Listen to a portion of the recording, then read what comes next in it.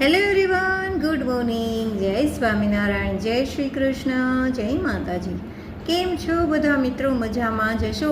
અને આજે ગરમી એટલી લાગે છે કે મારે અત્યારે શૂટિંગ કરવામાં પણ પંખો ચાલુ જ રાખવો પડે છે, કેમ કે ગરમી જ એટલી છે. બાકી જનરલી જ્યારે હું શૂટિંગ લેતી હોઉં છું ત્યારે ફેન ઓફ રાખતી હોઉં છું કે જેથી કરીને તમને લોકોને મારો અવાજ છે એ ક્લિયર સંભળાય. આજે મને અચાનકથી યાદ આવી મારી બાળપણની કેટલીક મેમરી, જે એકદમ તમને પણ મજા આવશે. હું જ્યારે નાની હતી, લગભગ 6 કે 7 વર્ષની, ત્યારે બધાએ જોયું છે અક્ષર મંદિર.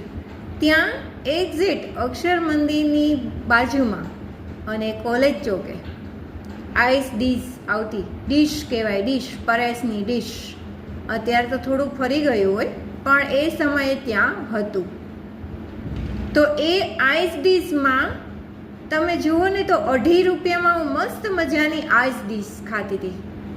કાયદેસર પ્લાસ્ટિકની પ્લેટ હોય, એમાં આખી છલકથી ભરી હોય, કાજુ, બદામ, જેલી, ચેરી, માવો, જે અત્યારે છે એ જ.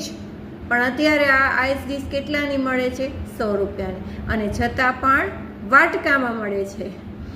એવી જ રીતે અમે બહુ નાના હતા ને ત્યારે અમારા ઘરની બાજુમાં રોજ 8, 8:30 વાગે ને એટલે એક ગોલાવાળા દાદા આવતા, બટુક બાપા જેને અમે કહેતા. મોટી ઉંમરના હતા, એટલો એનો મીઠો રણકાર ગોલીઓ કરીને આજે પણ મને યાદ આવે છે કે એ ગોલાવાળા ભાઈ. અને ચકલી, ખાસ કરીને બરફની ચકલી વધે ને તો એ અમે લઈએ જ લઈએ. એ પાવલીનો ગોલો વિચાર તો કરો, ક્યાં પાવલી ને ક્યાં 100 રૂપિયા. પાવલીનો સળીવાળો ગોલો કે જે અત્યારે 20 થી 40 રૂપિયામાં મળે છે, બોલો. અને 2 રૂપિયાની સુંદર મજાની મોટો ગ્લાસ ભરીને, તમે જેવડો ગ્લાસ લઈને જાઓ ને એવડો ગ્લાસ ભરે, એમાં તૂટી ફૂટી કાજુ, બદામ ને દ્રાક્ષ અને મલાઈ એ કોપરું, આટલું તો એ નાખે જ. કેટલી સુંદર મજા હતી ને, કેટલી યાદો છે એવી. તો કે વાગડવા બેસીએ ને તો ટાઈમ ઘટે, ખબર છે?